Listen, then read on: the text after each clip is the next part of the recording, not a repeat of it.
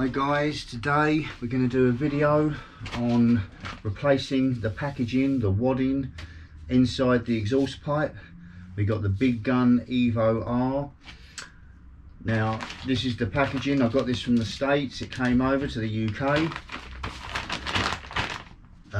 Only took about a week and a half, so I was pretty surprised how quickly it's been. It's pretty good. This is the more expensive version. You've got two types from Big Gun for the Evo R. I don't know about the others, but the Evo R, you get the more expensive one with this metal mesh core inside the packaging, the wadding, and this lasts longer. So this is meant to last up to 50 plus hours. The cheaper version, you don't get this piece. You just get the outer wadding itself, and that only lasts for about 20 plus hours. So I've had this exhaust now probably for 100 plus hours worth of riding. Didn't even know about the wadding. Found out just by chance, stumbled across a video, and it all makes sense to me now because it's getting so loud it even gives me a headache when I go out on the bike. So what you do, you're in danger of melting the core inside, the metal tube inside, if you just don't do anything. They reckon one telltale sign is this decal on the outside starts to change colour, obviously from the heat penetration. So you know definitely then you're in trouble and you've got to sort it out. They're not cheap. This cost me about 700 quid with the import tax and everything else, all the way from the States, but it's absolutely a fantastic exhaust. Got a few friends that have got them as well. Twin pipes on the Raptors and stuff like that. But it's maintenance, of course, and you've got to look after it. So I've got the wadding and the packing. Just got to undo the bolt here, take off the spring halfway down there, slip off the pipe, undo these nuts, take the end cap off, get the old wadding out, see what state that's in, and then take out the inner tube, roll the new wadding round it nice and tight, and obviously slide it in place, cap back on, pipe back on, and then we'll fire it up. Obviously only I will know the difference. I'm sure it's going to make a big difference. So without further ado, let's start getting this pipe off. Okay, quad brothers and sisters, what I didn't mention was the baffler, or whatever you call it, the spark arrestor. Obviously very important if you're racing and doing all that sort of stuff to do with the woods. My one has got a great big hole in it. That's the second one I had. The first one, it blew a hole through it. The compression is pretty mega that comes out of these. So what I done, because it does make it slightly quieter, I sent off to Big Gun, got another one. It's only a dear little small piece of metal, looks like a tea strainer, and it came, and for what it was, with the import tax and everything else, it was really expensive for a tiny piece of metal. So it was the second one. I put it in, and after about 3 hours of riding, I got off the bike and had a look, and it had blown a hole straight through that one. That's how much the compression was. So I shan't be replacing it. I've got friends with Big Guns, and some of them don't even bother putting them in. It just means they're a bit louder, and yeah, sparks and whatever can come out and flame when you're really pinning it, and you see it at night obviously more. That's one thing. If you've got a hole in yours and you're thinking of buying another one and sending off, I really wouldn't bother. So the exhaust is off now. As you can see, undid the spring, undid this nut here which joins it halfway down, obviously took the bolt out. That's all on the bike. So next thing we've got to do is undo these Allen bolts round here, take this cap off. I'm not sure whether or not I need necessarily to take these off. Maybe I do, we'll find out. And then we can have a look at inside at the packing, the old packing, get that out, and put the new one in. So there you have it. I've took the end cap off in the end, this anodized end cap, which is nice. It's red and not the black one you can end up with. It goes with my bike. So what you can see now is this is the spark arrestor, which you've got a gasket on the inside of this plate here that holds it in place. Obviously the end cap goes over the end, and you can see that should be a perfect dome, and it's completely obliterated. Hole straight through it. Like I say, that was the second one, and just for that tiny little piece there that I sent off to America, cost me a lot of money with the import tax in the UK and everything else, and it just blew a hole through the second one. But like I said, I've got friends that don't even bother putting them in there, so I shan't replace it. I don't think it makes any difference having this in there like this. I may just take that out and throw it away. So yeah, next job now. So we've took these Allen key bolts out of here, obviously the ones out of there for the end cap. Now they say you may need a hammer and a screwdriver just to give it a knock, because it's a nice snug fit, to get this plate here, to get this off the face, and then it's going to expose all the packing inside, which then we've got to get out. So it might be a bit of a dirty job. Got my gloves on. Let's get that piece done now. There you see it, guys. Got the end cap off. You can still see my spark arrestor in there. So as stated by Big Gun, just a little tap with a screwdriver, trying not to ruin the D-scales and the stick around the outside edge. Just used a rubber mallet, tiny little bit of tapping, just broke that seal, and this slid straight off. So I've pulled the insert. This is the insert, which is the core right in the very center of the baffle, and that comes out. And what we'll do, we'll take that, it's nice and clean, it's no damage, hasn't melted anywhere so far, I can't see anything. No, she looks pretty good. And in there is the old wadding. Hopefully that's not going to give me any problems. It doesn't look too bad, but we got the brand new one to go in there. We just get that. I was hoping that core, that metal core there, was going to be even smaller than that, because wow, when you look at the diameter of all this and you think this has got to squeeze in there with that in the center and that inner piece I've got in there, it's not going to be easy, I don't think. But it's got to be done. So there you go, there's the old wadding taken out. As you can see, strands and strands. It came apart in two pieces. The first part came out alright, and this bit was the back piece, obviously tore away. So I had to put my hand deep inside and drag it out. We got there.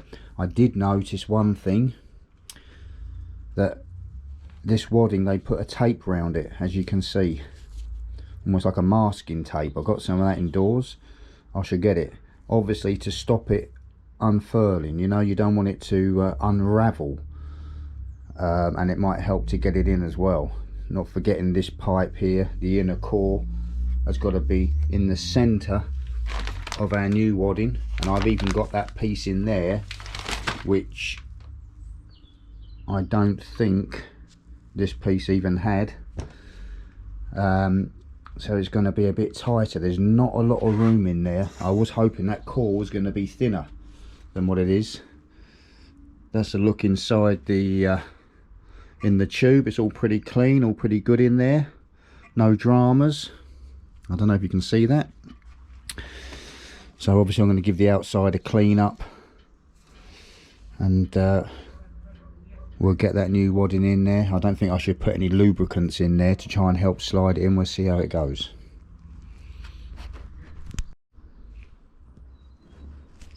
Right guys, so we got the next section done. We've unrolled the wadding. So we've got our wire mesh inner piece. This is the piece that you get for the slightly more expensive stuff, remember. Otherwise you'll just get this. This is what makes it 50+ hours. So what you have to do, this wire mesh, which you can see the bit I've had to cut off the end as per the instructions, has like a wire wall on the inside and a wire mesh on the outside. Now they give it to you so it is slightly too long.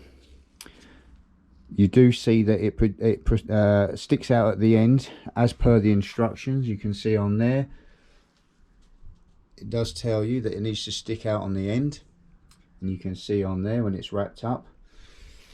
So you need a pair of scissors to cut the excess off, because you can see it's flush with that end. absolutely flush, so you have to cut it off. There's that much too much. Now you need your masking tape. Once you've rolled this round the inner core, just to hold it in place. I've got one more piece of masking tape to put on this end, and I'll try and tighten it up a little bit more. Like I say, normal scissors would do the job. It's a little bit sharp, so watch your fingers. So then the next stage is we're going to put the inner core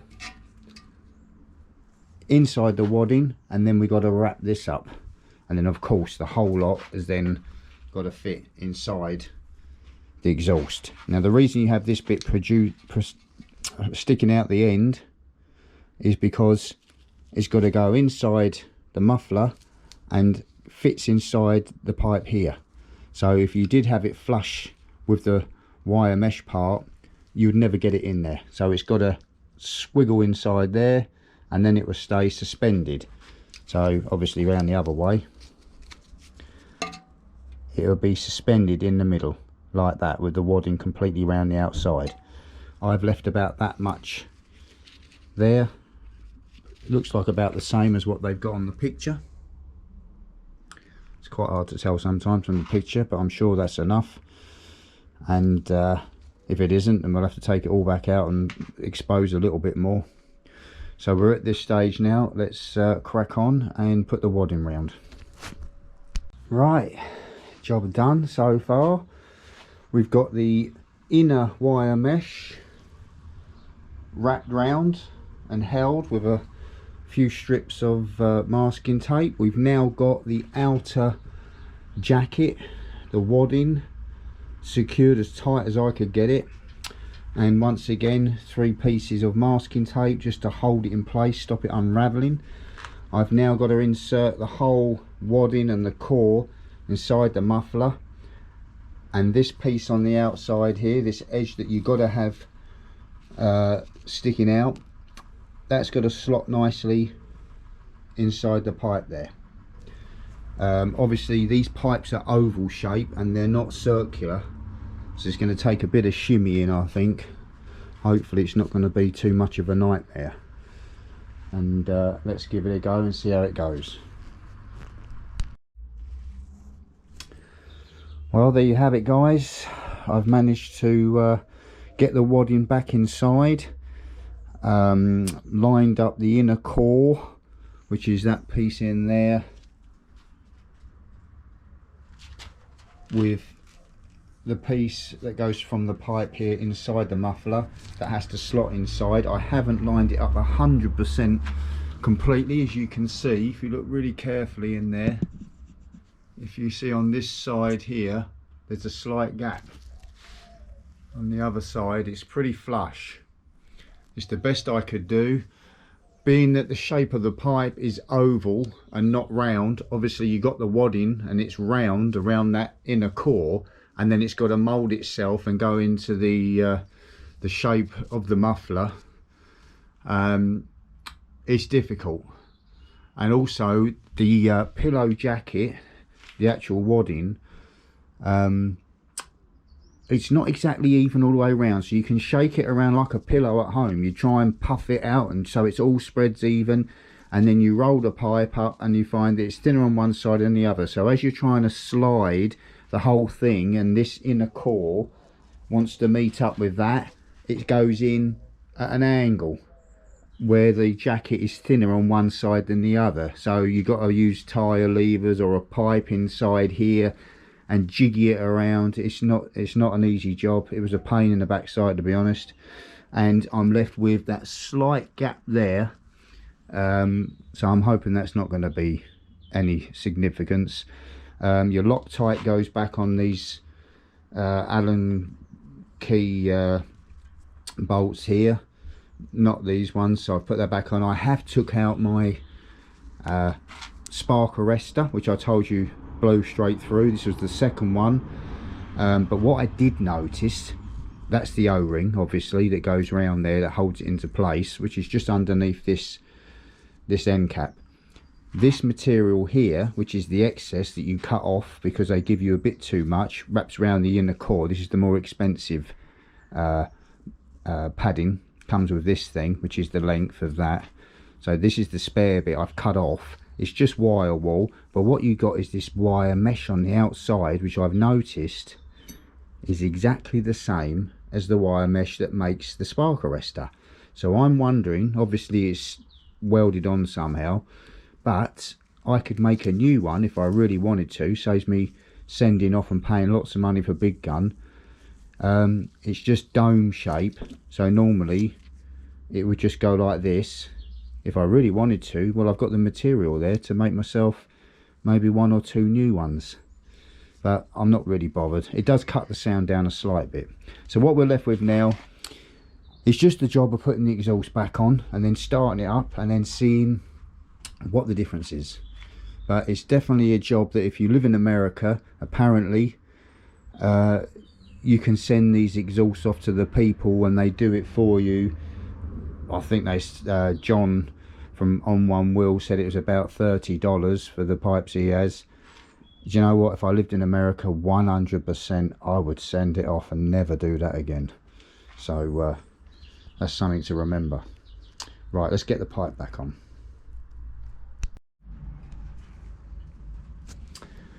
Right, job done. Exhaust is back on. Spring's back in its place. This clamp's done back up underneath between the 2 pieces. The main bolt is all done up and secure. Exhaust is secure. So now we're going to start it up just to warm up the oil, because I'm doing a oil change next anyway. And let's have a listen, see if there's any difference.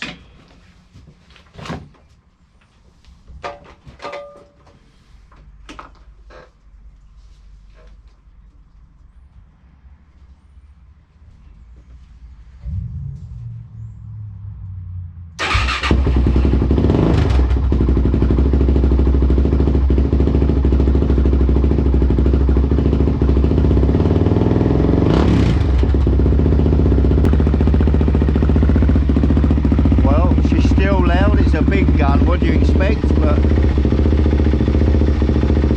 everything's looking good. They said it can smoke when you first do this after a little while, but it seems alright.